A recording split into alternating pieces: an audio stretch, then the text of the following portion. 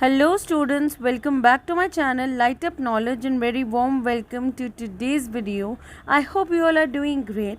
In today's video we will cover adverbs of place. There is a separate playlist of adverbs in English language on my channel and the link of the same will be available right in the description box below. Now what are we waiting for? Without any further ado or delay, let's get started. Adverbs of place. An adverb of place shows where the action is happening. So it tells us about the place of an action, where the action is happening.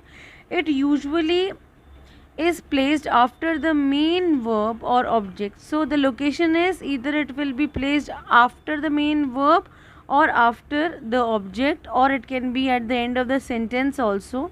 The common examples of adverbs of place are here, there, nowhere, everywhere, out, in, above, below, inside, outside, into, wherever, right, etc. So basically what are adverbs of place?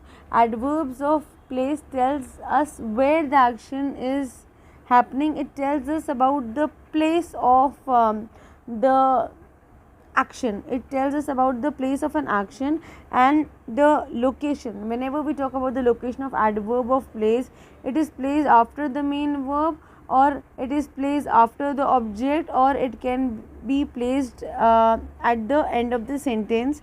The commonest examples of adverbs of places are here, there, nowhere, everywhere, out, in, above, below, inside, outside, into, etc. It can be backward, it can be forward, eastward, southwards. They are also adverbs of places. So let's have a look at some examples of adverbs of places so that we can comprehend it in a better way.